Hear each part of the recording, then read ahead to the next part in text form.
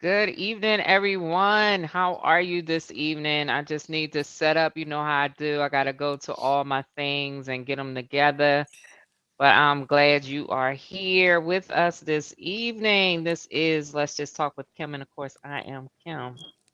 And we have a great show tonight. We're going to Let's Talk Money Matters. Come on now.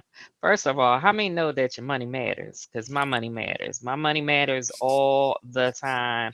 And without my money, I don't know where I'll be. Well, without the Lord and my money,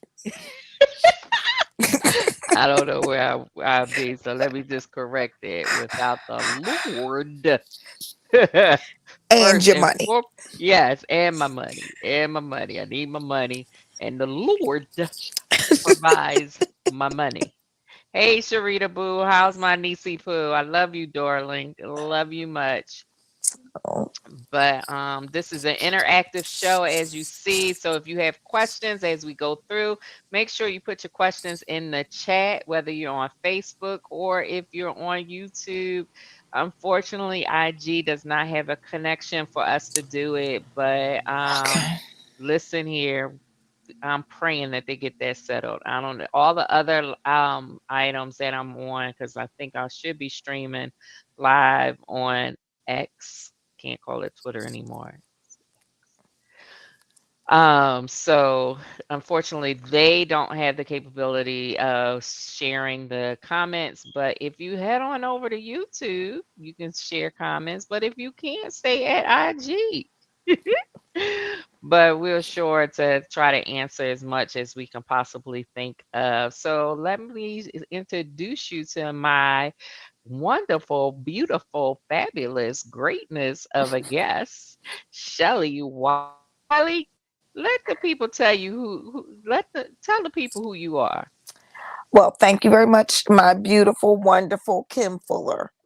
My name is Shelly Anthony White, and I am the owner and operator of Saw Fitness, which is a holistic coaching company around financial as well as physical fitness. And so I started this venture more than 10 years ago now because I realized that it was a similar formula that you use for losing 10 pounds or losing $10,000 worth of debt. Come on, And girl.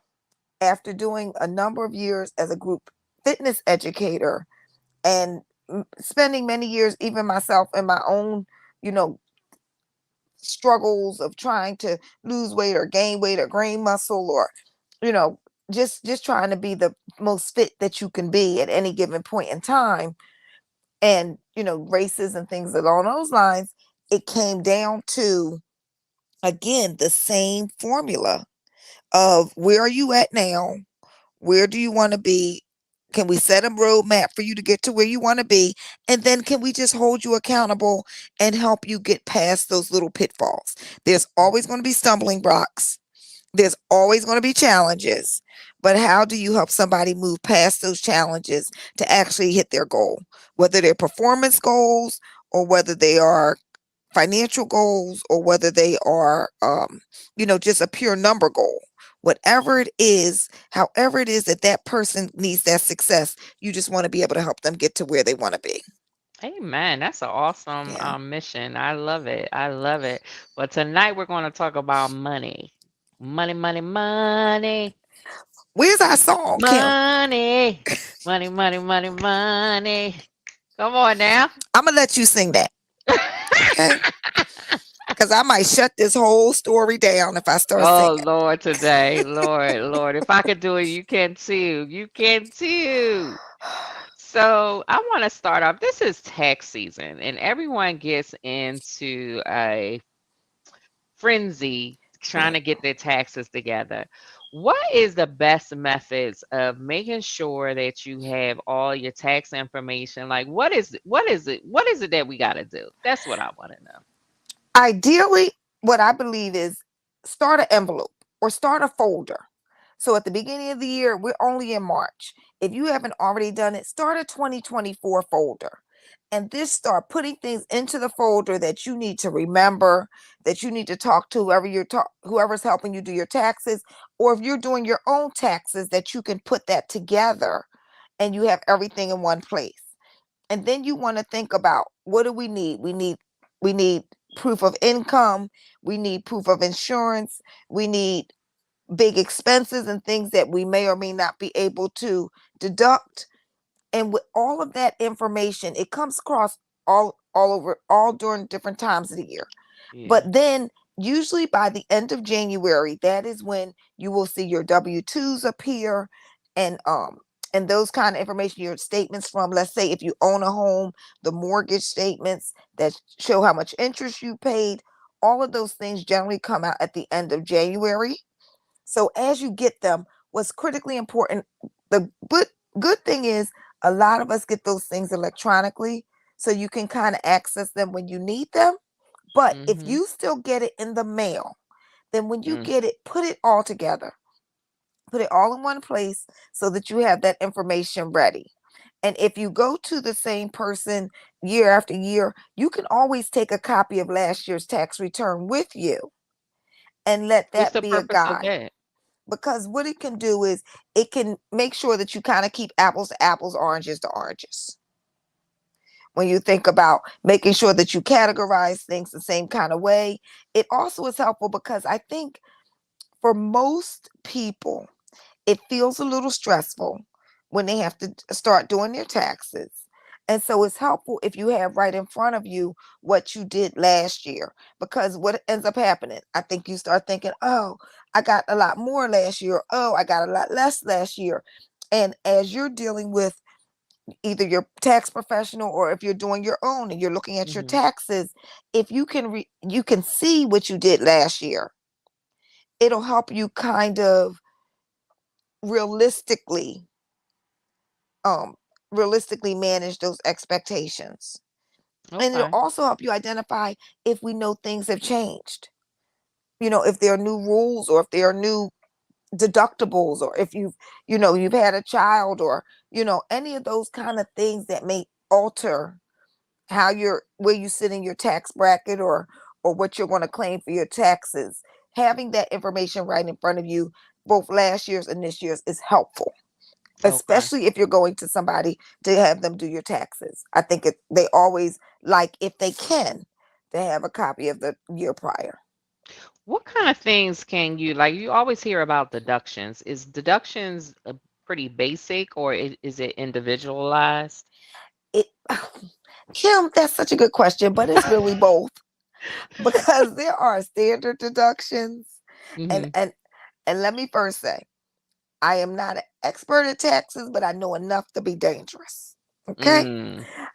It is There are standard deductions that you can take.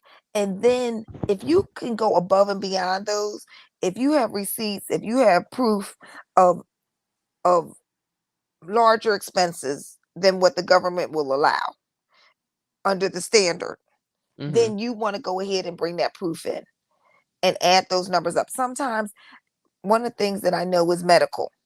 You have people have a certain amount of medical expenses over the course of the year, and they feel like, okay, this is big. Mhm. But the medical expenses, I believe, is 7.5% of your income. That is not an easy number to get to unless you have had a large medical expense over the Mm. course of the year. Okay. Even though it feels like a lot to you and I, Yes, it that's does because seven and a half those is a those large percentage of most premiums, people's income. yeah, those premiums, them insurance, the medication, the doctor's appointments, all of that kind of stuff, the deductibles, it seems quite a bit, quite a Right. bit. And it's never, even if you have insurance, it just feels like you still end up with some kind of payment. You still Right. end up owing them. And if you go in and you pay your little $30 deductible or $40 deductible, and then next thing you know, you're getting in the mail a bill for $400 for the x-ray because the insurance company only paid 200, and now you still owe the other 400. It feels like a lot. But Right. in the course of the whole year, in many instances, it really does take a lot of expenses or maybe some type of operation or something to really have cost you a lot of medical expenses for you to be able to deduct your medical expenses. Okay. In most So, instances, it's just whatever your standard is where you are. Now, when you start to own property, when you start to have more assets, then that's where some of those things may change. mm, And then if you're I younger, a lot of times it's very standard. Our young okay. people, if they're just working, if they're working a regular job, if they're a student, if they are, let's say, under 21 and maybe working as they're going to school, in Mhm. those instances, a lot of times they have very simple tax returns. And I think sometimes our young people, they don't really think that they're going to get anything or they don't think they really have anything. But you want to always get into the practice, I believe, of filing your taxes because whether you're getting a large deduction, a large return or not, why let anybody else hold on to the money? You Exactly. know, and if That's you're what a I say all student, the time because I hear adults that right? say they haven't filed their taxes from some for some time, and I be like, "But they got your money." And what they'll Like, say it's is if you owe, you have to file. You have to file if you owe because you have to make a payment plan. You have to figure it out. mhm, But if the government owes you, it's not as important to file. But to me, that's what is most important to file because, again, you have overpaid them in some way, shape, or form mhm. based on what the criteria is. And if you've overpaid and they would give you that refund, then why not? Right. And it's so many, and I tell people, like, think about it. You're not the only person doing it. They're making boohoo interest off of your money. Hmm. They are making money off of your money. So how about you make that money? Absolutely. Absolutely. And Kim, if I can take a second just to talk a little bit about the volunteer income tax assistance resource. Mhm. And that is, the volunteer income tax assistance, which people call VITA, VITA. And you'll hear Right. people talk about it as a VITA site. VITA sites are free tax sites where volunteers who are trained by the IRS and they have the same computer system as the IRS uses, and they're able to help you file your taxes. Really good resource, especially when you think about seniors. If you think about people who really can't afford to go pay to get their taxes done, Mhm. those are really good resources to access. Um, and don't be afraid to use those resources. Oftentimes, a lot of people feel like they're doing better if they go and pay to get their taxes done. But you think about someplace like an H&R Block or one of those smaller places where a lot of times once they've charged you the fee to file your taxes, then you also could have a challenge around. I feel like there's an enticement challenge that comes into play where all of a sudden you're looking at a refund and you're looking at, maybe it's going to take 5 to 10 days to get your refund if you go through the standard process and you give them, um, an automatic payment through your bank account so that they can just do Mhm. a direct deposit. And they kind of one of the things that they'll goat you with sometimes is, well, we can do a rapid refund, you'll get your money right away. But when you do those kinds of rapid refunds, you're really borrowing money from them under the pretense that when you get your tax return, that money will be there. Mm. And so if you were to add it all out, what they'll say is, it might only be, you know, $50 in order for you to collect all your money or collect your money. But $50 for 10 days is a high interest rate for most of us to pay. Mm. When you could get your whole refund and Right. not pay a Right. fee, at the end of the time. So you just want to be a mindful consumer and think about it. If your money is really important, if you really hold it close to you, then you Mhm. don't want to just waste it on stuff that Right. that sounds too good to be true. Everything that glitters is not gold. I know. That's the truth. Come That's on now. old. That's old school, but it really is still the truth. Can Everything you that name glitters is a not few gold. things that are commonly used as deductions? Because some people don't know what they can use, like what things that may be beneficial for them to bring to their tax person, their For account. most of us as individuals, let's say you're a regular working person. We are a regular working person. You're going to need your W-2. Now, because of the laws in the United States where we all have to have insurance, It's okay, sorry, sweetheart. you're going to get a a statement from your insurance company that says proof of your insurance. You want to bring that.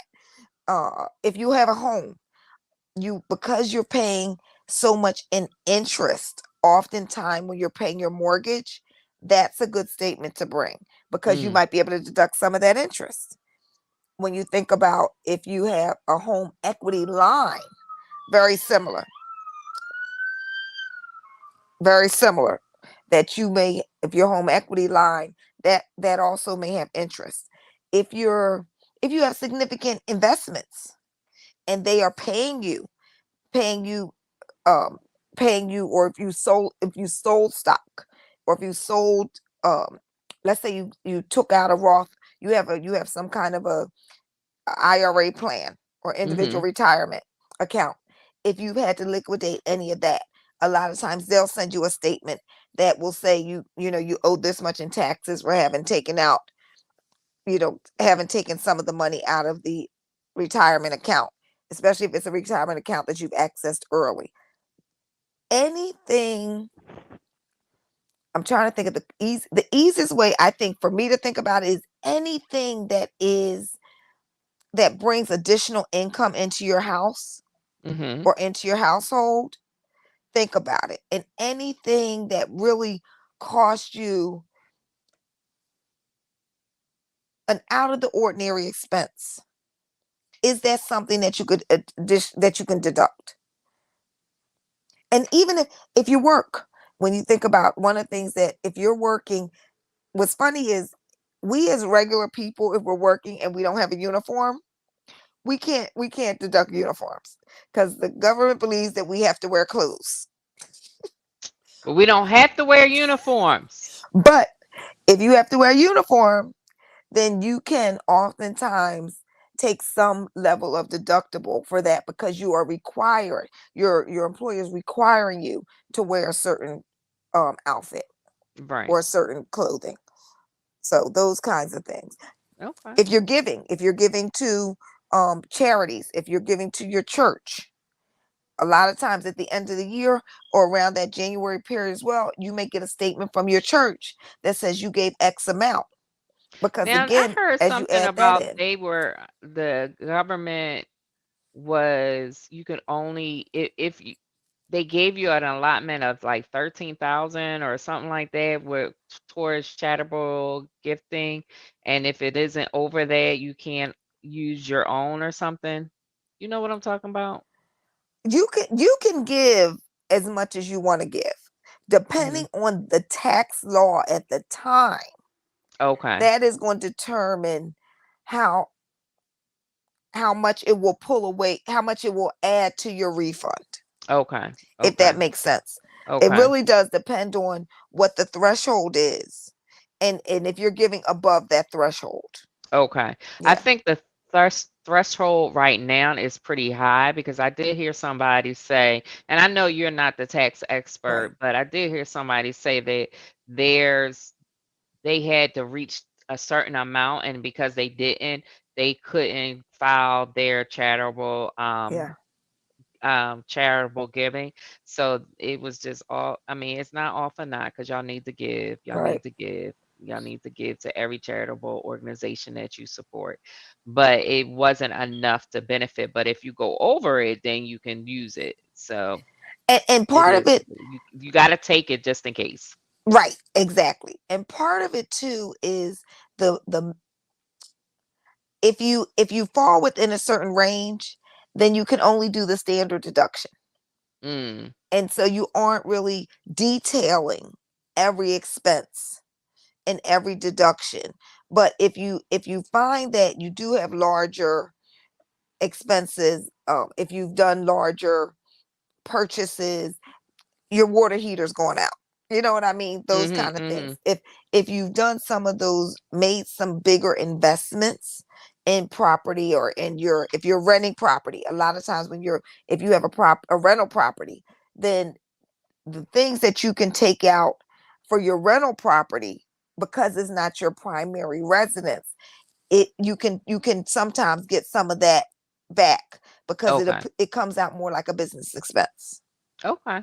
than it Okay. would if you were just doing it in your house. And so just once you've added all that up, and not you as an individual, but a lot of times if you're using one of the online tax platforms, or if you're actually sitting with a tax consultant, once you've added that up, then they'll know if you've made enough, if you've had enough activity that it's worth it for you to do something outside of the standard deduction, Mm. Okay. All versus right. them just saying, you know what, just take the standard 2600 or whatever it is Mm. at the time. Wow. Yeah. That's a lot. It's just so many different things that come up when it comes to the taxes that is just it's a lot to kind of take in, and you always are a little nervous and making sure that you have all the information. Like I Right. drive Lyft, so now I'm trying to get all my receipts together Right. and Right. add them up because I need to add them up when I get before I get there and all of that stuff. So it's just a lot. Tax time is kind of tedious, but you did mention a great idea that is making sure you have it all in one central area. It's like in a folder or in a Yeah. large envelope, whatever you use to store your documentation so that everything is together so you don't have to go searching for it. Right. And it's hard because, and when you talk about in the middle of the year, or if you've done something early in the year, by the time we go to pull our taxes together at the beginning of the next year, it's like, unless you go in this envelope and you go, oh, I forgot, this was the year we bought a new water heater, or this was the year, we had to do a major household, um, we had a major household expense, or we bought some stock, or we sold some stock, or all these kind of things. Sometimes you just need that little, even if you just write a note to yourself, Mhm. if you've done something major, you write a note and stick it in the envelope as well, just to kind of trigger the thought. I Right, think right. because your tax professional, or even if you are doing it online, they'll ask you. They have gotten much better. I do have to say that, like anything like a TurboTax or one of those, they Mhm. ask they ask questions in a very user friendly kind of way. So as they ask the questions and you answer the questions, it'll it'll put the information where it needs to go onto your tax form. But when you're talking about, if you're talking to somebody, you've got to remember, they're going to ask you questions, but you also have to remember the things that you did that you want to bring to their attention, Mhm. especially if it's something outside the ordinary, Right, you know. right. Yeah, So, yeah. Lucky for me, I found a little tally of things for Lyft that you can deduct and things. So it tells me there's specific things that I need to gather together. And I was like, oh, I didn't know I could do that. Let me go find that receipt. And I'm a online shopper, so most of my stuff is all electronic. The only thing that isn't electronic is my gas. And I okay, guess it could be if I had a dedicated card for gas, right. but I I don't know. I just don't know about that because I just don't know. And see, now I was going to ask you a question, because I imagine that, see, again, because Lyft is now your business. So your Mhm. Lyft, so your business expenses would be your gas and your mileage, and things that on a regular basis, if you were just driving your personal car, Right. driving it around, you wouldn't be able to collect those kind of things. So Right, certainly, exactly. as you think about any business that you have, even if it's a gig, or even if it's something that you're not doing full time, what expenses are you putting towards that business? If you go to Mhm. schools, very similar. You're paying interest a lot of times on the student loans, and those kind of things. All of that stuff is worth it to ask the question, just in case. Right. Just bring And it the just rules because. change, you Right. know? Yeah. Yeah. You want to have it available so you don't have to come back or that you overlook it and it's already issued. I know some will make adjustments, but that's not what you want to do. You want to have everything ready and everything together. So, Right. so Yeah. did you have any other good key points to share when it came to taxes? I think that we we often don't feel like we know what our tax return is going to be. But if you generally get a tax return and your this year looks very similar to last year, kind of have a plan, even if it's just in your head, of what you're going to do with that tax return. Mhm. You Mhm. know, I waver on this part of talking about the taxes because tax experts say you really should not get a big tax return Right. because Right. that means that you have really let somebody else use their money interest free for the year. Mhm. However, I think that a lot of folks find that as kind of their way of getting a little bit of a lump sum at some point in time during the year. Right. And so if you are doing that, I just always caution to have a plan around it and kind of think where do I need this money to go that is going to be the most impactful for what I need right now. And Mhm. also how smart can you be around the refund? Would you You know, talk more about that? How smart you can when you be? say if you're getting a couple $1,000, let's say you have, so especially if there's some kind of child care income and those kind of things, if you're getting a couple $1,000, you want to know what are the priorities that you need to hit first and foremost. And you don't want to necessarily, one of the things that always to me is a little heartbreaking is if somebody takes their all their tax money and they go to buy, I always say, a car. You go to Mm. buy this car and it's not it may not be in the best of order, because again, there's always people trying to separate you from your money. Always. And so, when you have it, you feel a little more free with it. But if you then take all your money and you put into a car, if you haven't also planned for the expenses of owning a car, then very quickly, if something happens to that car, if you haven't really checked the car out, if the car has a major repair and you don't have a repair plan for how you're going to repair that car, what ends up happening is within like a 6-month period, then you've gone through the money for the car and your car is not working. Mm. You still need to maintain the basic finances of a backup plan or a process to how am I going to manage this asset once I purchase this asset. Right. Right. Right. There's always expenses with your car, there's always expenses with your house. We call them emergencies or unplanned expenses, but if you have any of these assets, if you have any of these blessings, there's always a cost, Mhm. to those. So even though it's an emergency or is it really unplanned, because as soon as you have it, you have to plan for it, in some way, shape, or form. And Right. that's the challenge. I always say that I don't, if you can, try not to put all your eggs in one basket. If you need to, if you know that you have credit issues, then can we use some of that to try to get the credit situated? Because if your credit is a little bit better, if other things come up over the course of the year, then you may be able to access some additional credit Mhm. versus if you've just put it towards the asset and it turns out not to be a good asset. Right. Right. Right. Yeah. You got You to be know, wise when you got spending to your be money. wise when spending Yeah. your money. And don't spend all your money and then you don't have no money and now you're struggling to Right. pay for the asset or whatever life brings your way. Yeah. Don't spend up all your money. Make sure you have a little what in the back in the days they used to call it a kitty But we call it now the emergency fund. Make sure Right. you got that emergency fund intact. So if something does come up, you got somewhere to pull some money from. Right. We're not never saying don't spend all your money. Don't spend some of your money if it is for something for even for yourself. It don't even have to be a Yeah. big expense, but it's for yourself. You're worth it. Do it. But make sure you have that emergency Yeah. fund. I like to think about it like, well, we're going to get our tax return if we get one, and let's do a little bit in the past. Let's take care of some past. Let's take care of some present. Let's take care of some future. Mm, What's our past need? You know what? I got a big bill.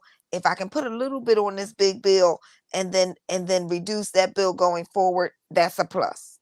Even if you can't pay it off, if you can just get right. some of the, pay a little less on the interest sometimes. You Mhm, can mhm. divide that out. What's on our present? What do we need right now? Well, we need a car, we need a refrigerator, we need a, you know, whatever. So what can we use in our present? And then can we put a little bit aside for the rainy day so that we have that future, because we don't know what that next thing is. That's right. Like Noah said, it's gonna rain. It's gonna rain. Be ready for the rain, y'all, because it's gonna rain. It's gonna rain. That much we can count on, right? We can count on it. It's gonna come.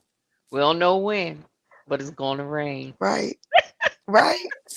Oh, Well, I want to switch over and just talk about. I got some questions for you just on basic money matters topics and just to switch over from the taxes. So I hope you got what you needed for your taxes. I ain't seen no questions, so I guess you got your answers.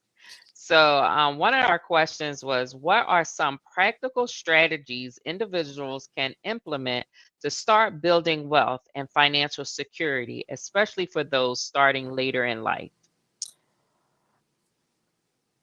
if you can, if you can, seek out an expert. Talk to. Don't be afraid to have a conversation with a financial planner. If you have automatic savings accounts, or not automatic savings, if your job will allow you to do some retirement savings, a Hmm. lot of times they also have some access to a financial planner as part of that whole package of opportunities that your job may have for you to start saving for your retirement. Don't be afraid to have that conversation with somebody, Hmm. because it may help you identify, one, what your risk fact, what you're comfortable with, how risky are you comfortable being, and what kind of products you might want to go to or you might want to use. If you are not in that position, then I say let's go to our old school rules, and let's look at what we know is important. We know that it's important that you have savings. We know that it's important that you know what your bills are and what your expenses are. I have a good friend, and I remember a couple years before she retired, she got very, very focused around, okay, what are my monthly expenses?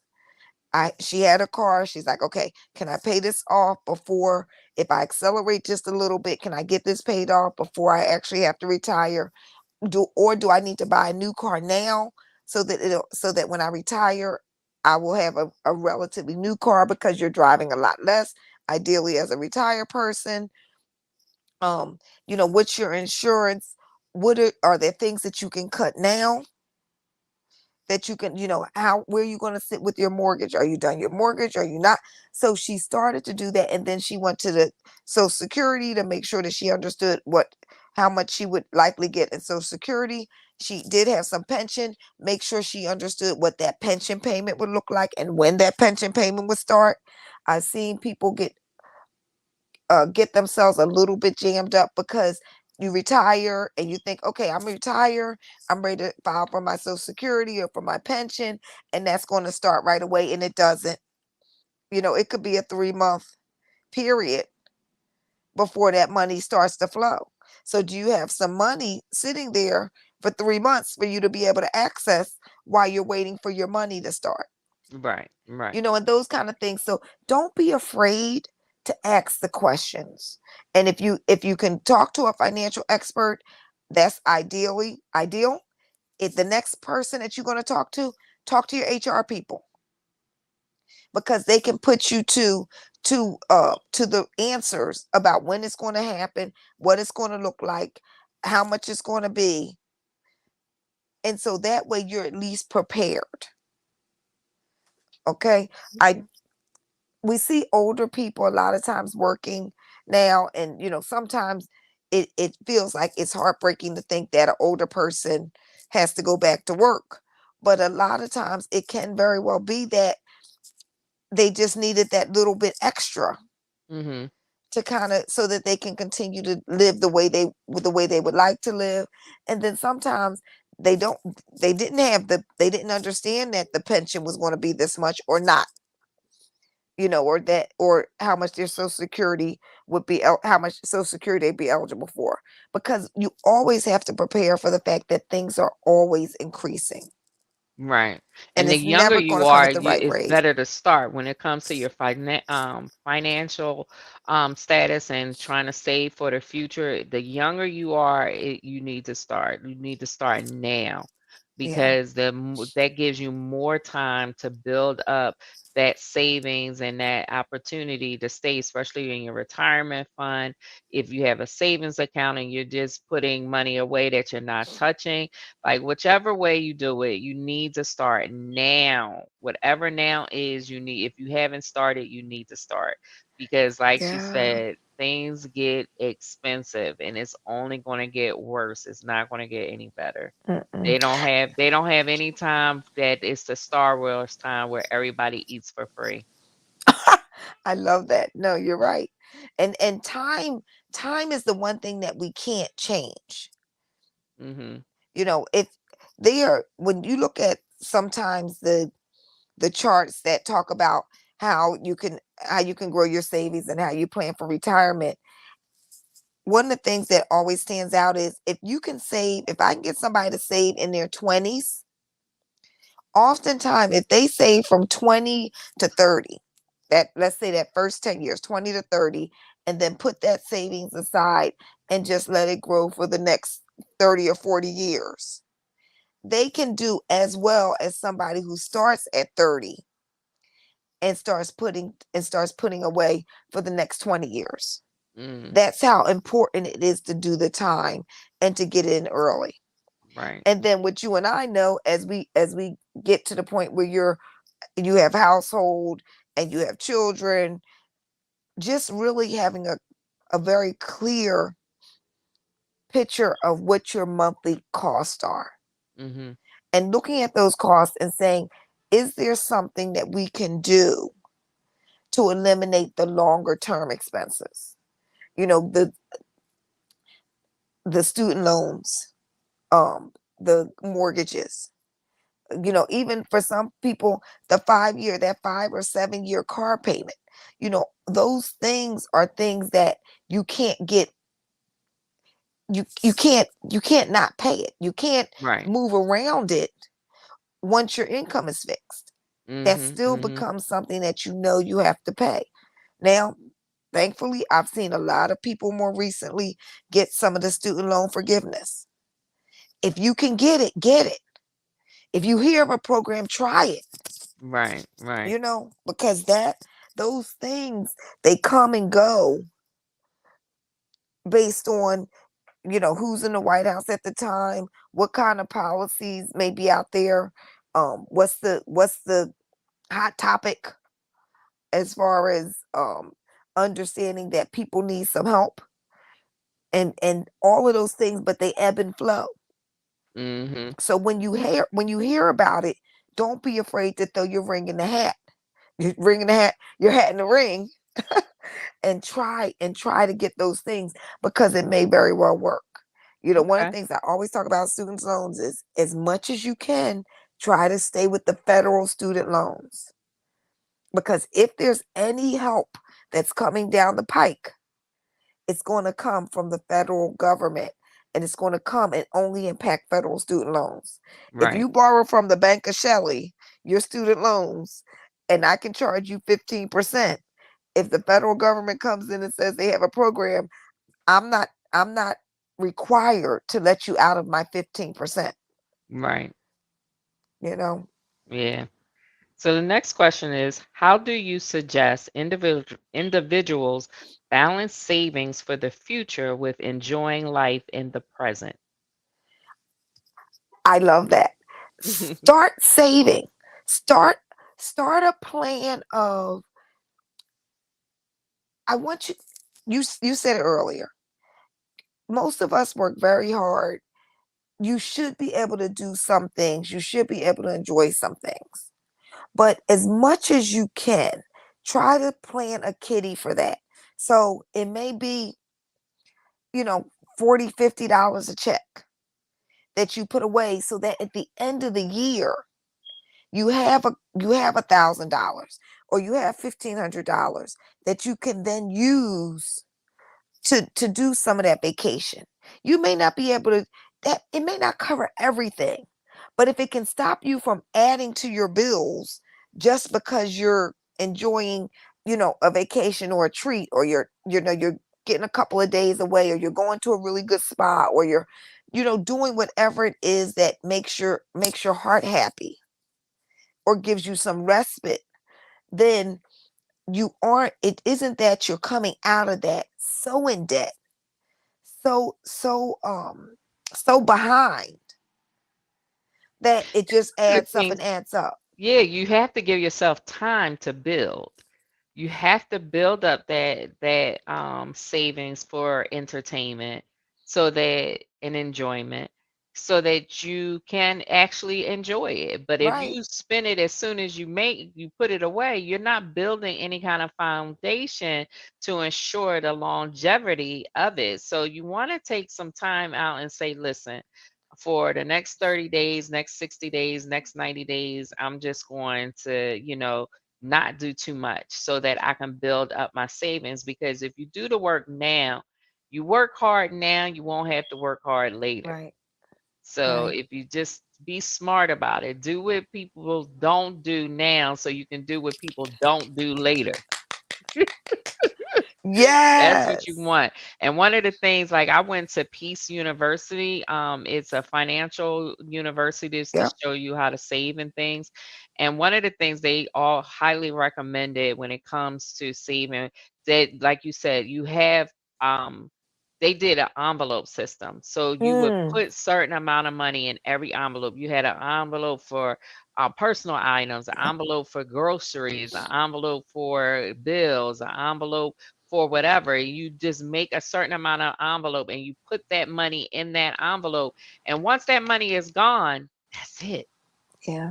You have to develop discipline to say, that's it. I can't go no further. The money is gone.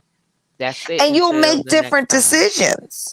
Right. Think about it. All of us think about it. If you have a $20 bill, when you have $40 in your pocket, you can, you go to lunch, you might go grab some snacks, you might, run around and do a little, pick up a little something at the dollar store, you know, during lunch, or grab something from the vendor. When you're down to that last $5, you think about that a little bit differently. You start going, let Say me it. let me get my water. I have some water he could Say buy, it. you know, I'm and good. you're good, right? Now When your you bringing your girlfriend comes lunch. You could have walking been past your bringing your lunch desk, the whole time, but now you really bringing your right? lunch. When she comes walking past your desk, talk about you want to go over to the dollar store for lunch. You go, no, I'm good today. Because you go in there and you want to spend $10 and you only have five in your pocket. So Absolutely. those are the kinds of things that's why the envelope works, Mhm. because you mentally, we just look at it differently when we start to see that money is going, which is why one of the challenges can be that the how quickly money flows when you just use your cards. Yeah. So if you're just swiping your card, if you're just using your phone and tapping, and all of those things, it's very easy to lose sight of how much you're spending, because you aren't watching that money go down. So sometimes that helps. Automatic savings, I think, is always one of the best ways to go, because if you don't get to touch it first, then you probably won't spend it. If I have to rely on you cashing your check and taking that $20 and putting it away somewhere, More than likely, it's not going to make it. more than likely it's not gonna make it. Okay, but Because if they that's what I snatch it do. away beforehand, I use New Life Credit Union at Sharon Baptist Church. I have money going there that it's really hard to get to that money because right? they don't have cards and stuff. So you gotta physically go in the bank, and that is a challenge to physically go to the bank. Yep, 'Cause most people don't do that. You use your card or whatever yep. is electronic transfers, but for them, you have to physically go to the bank to withdraw their money. And some may say, "Oh, I need a Mac card. I need this." But honey, you get to save some money when you don't have quick access to your cash. And that pause is sometimes enough to make us go, mm, "Do I really need that right now?"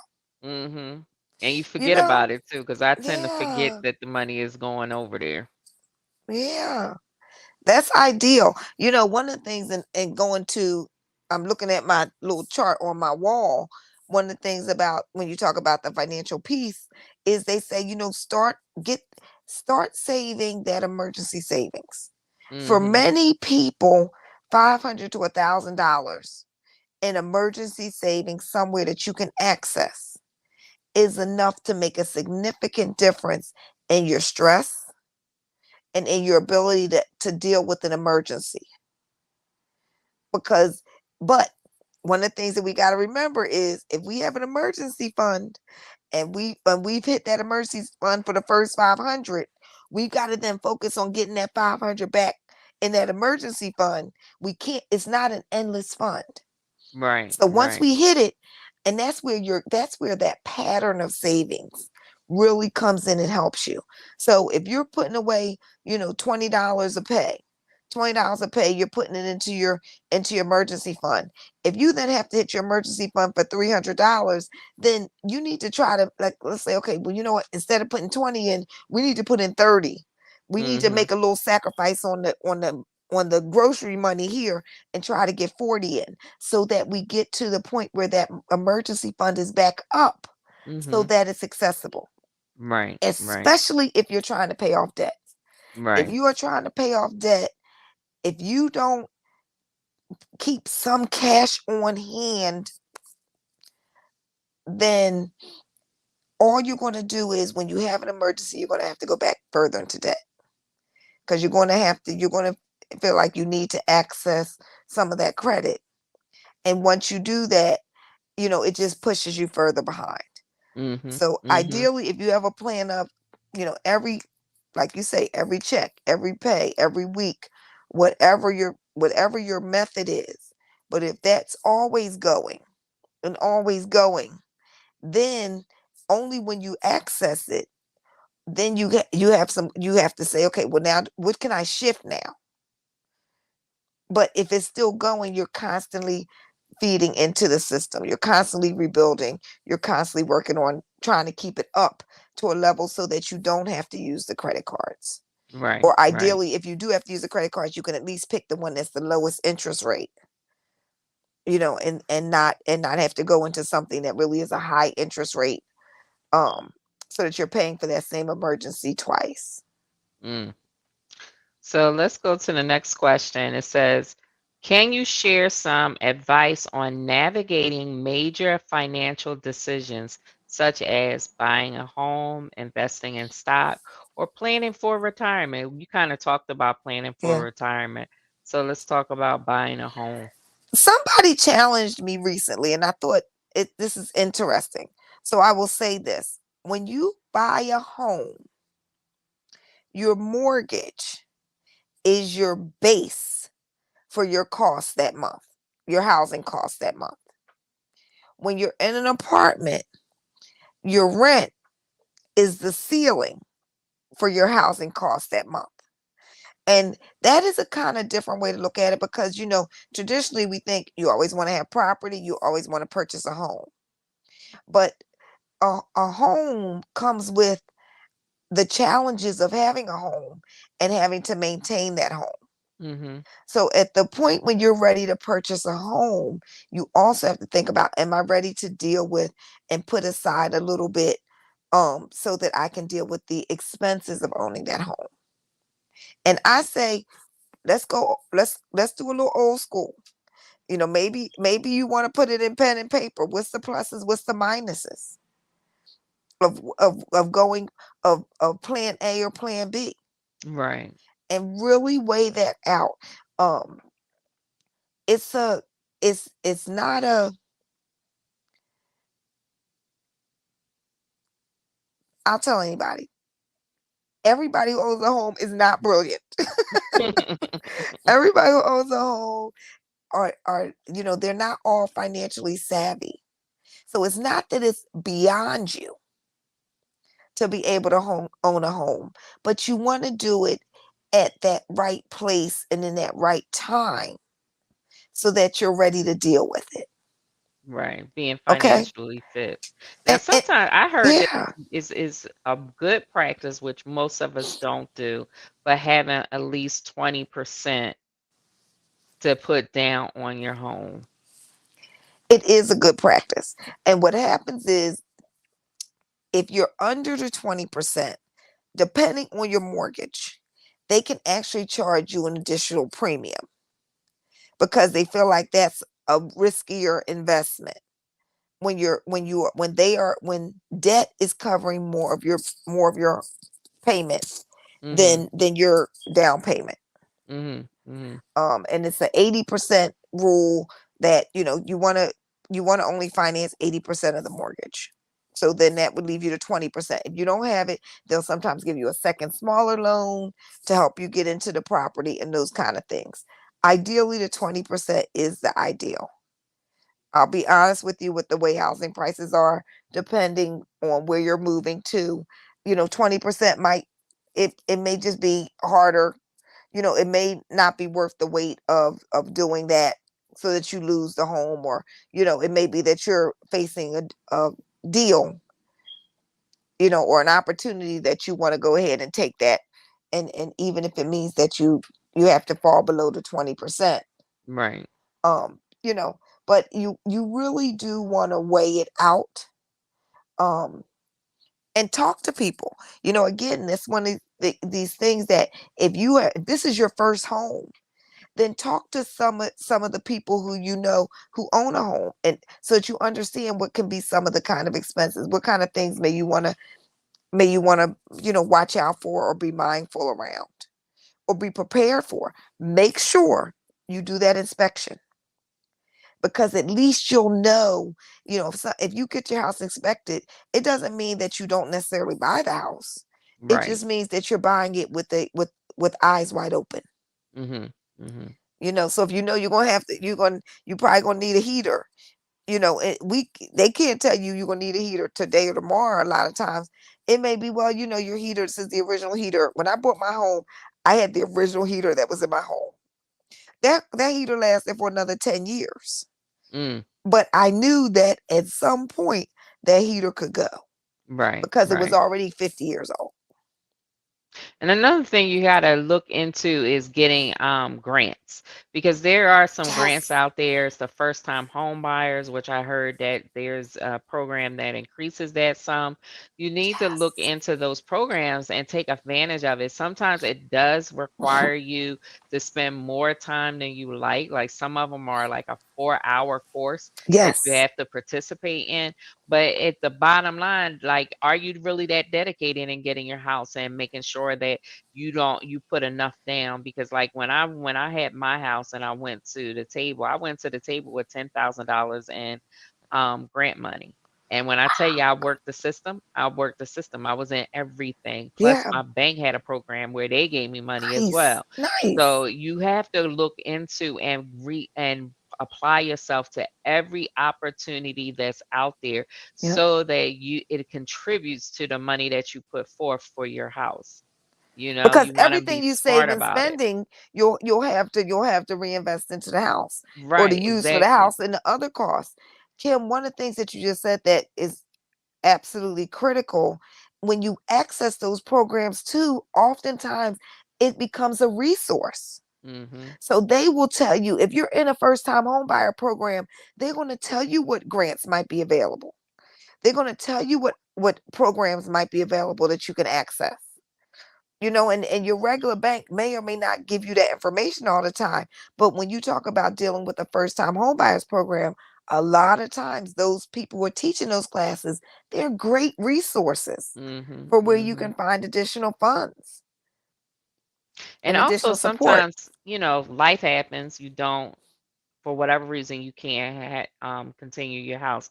But if you've been out of your house for a certain amount of time, you can reapply for the first time homeowners grant. Yes. So there's still, just because you had a house and you lost your house, after a certain amount of time, you can still get some of these grants that's Yep. out there. So don't allow yourself to be caught up on, oh, this is my second time at it. No, go for what you need. Make sure Yeah. you look into every opportunity. If there's a workshop, go to the workshop so you Yes. can learn and know so that you can be fully financially prepared to take this step. And you have a full understanding of what's Hmm. out there. Yeah. So I just strongly suggest Yeah. it. Like, Don't be afraid to ask the questions, and right. don't just follow. Sometimes we deal with what they said. And, I call that my community source. Don't just follow the community source that tells you can't do this, you can't do that, this isn't going to work. Ask the questions. Ask the questions of people who are in that field. If you're looking Mhm. at a mortgage, ask somebody who's doing mortgages. What are the rules, so that you understand where you fit in the scheme of things. Like you said, Kim, and that's a good point. You you I was going to say something, but I'm not going to say it. You can go backwards when it comes to home ownership. And if you're right, if you haven't done it, I feel like maybe only a 3-year period, Mhm. then you can qualify again as a first time home buyer. And things happen. Yeah. Don't let failure. Failure is just an opportunity for you to advance. Yep. That's it. That's all it is. If you failed at one point, there's no such thing. It's an opportunity for you. So Yeah. don't worry about if you had a misstep. Now you stepping right now. You got your Right. right track shoes on. You moving forward. You making some moves. You baking Yeah. and shaking. So move forward. Yeah. Don't get caught up on what happened in the past, but just be positive and educate yourself on how to manage your funds. Take courses on financial wellness so that you can have a better life and you can live the life Yeah. worth living. You don't want to stay in the same place. That's one of the things that we wanted to just relay during this session, is giving you information to help you move forward with your Yeah. taxes, making sure you're prepared, financial decisions, making sure you're in the right headspace and know what you need to do. Focus on being saving your money, making sure you have that emergency fund. Because I'm gonna tell you, if you have a house, you definitely gonna need that emergency fund. Yeah. But a house is also, you do get, again, going back to taxes, you get the deductions. If you have a Hmm. mortgage, you can deduct a lot of the interest. So Right. it's a constant. Finances is really a dance. Hmm. And so, there's not a one answer for everybody, but if you ask the questions, and if you are really honest about your costs and your expenses, you can do this. There are very few things that, y- personally, I don't think there's really anything that's out of your reach. Hmm. It's just a matter of, are you really ready to make the sacrifices, to spend the time, to ask the questions, to get the help in order for you to get to where you need to get to, or where you want to get to. There are people Absolutely. do amazing things just because they put that dream and that plan in place. And if your plan takes a little longer than somebody else's plan, that's okay. But if you have a plan and you really work that plan, it gives you a focus, and it gives you a target. And if you really just keep your eyes on that target, you can get there. As you start to save and you see your savings grow, a lot of times it invigorates you to want to save more, because you realize that if you're putting $10 away and it's not killing you, In 6 months, you know what? Maybe we'll get a little faster. We can put $15 away. Or maybe we can get a little job or a little, get a little side hustle. And that's getting us a couple more dollars that we can put to the savings pot. That's going to help us get to the vacation. That's going to help us get to the down payment money. That's going to help us be able to pay more in cash for the car. That's going to be help us be able to pay something off. Mhm. You just Mhm. have to keep pressing. It's I wish I could say it's easy, but it's not always easy, but it is possible. It Amen. really is possible. And when it's not, then that's the time too that sometimes we have to say, okay, you know what? This is not working. It's not, I can't do this. And then you have to find out what's going to be your best exit plan. And that's okay too. Because again, failure is your opportunity to learn to be better. Right. Absolutely. Absolutely. Absolutely. Well, we're going to end on that note. You always have an opportunity to be better. You always have an opportunity to Yes. move forward. Nothing can Yes. stop you. You will always have opportunities in life. So just take advantage of the opportunity that God gives you. So that Yes. is it for Let's Just Oh, Talk with Kim. Just remind the people, Shelly, how they can connect with you. I am Saw Fitness Philly on IG. And that's probably the quickest way and easiest way to get me. Just DM me. Okay, you definitely want to follow her. She be having some good information out there for people. So be connect with her. Enjoy some of the benefits that she would throw out because she's always throwing good stuff at me. So maybe she can throw it at you as well. And always remember we're here on Monday nights at 7 p.m. Eastern Standard Time. See you later, alligator. Bye bye, crocodile.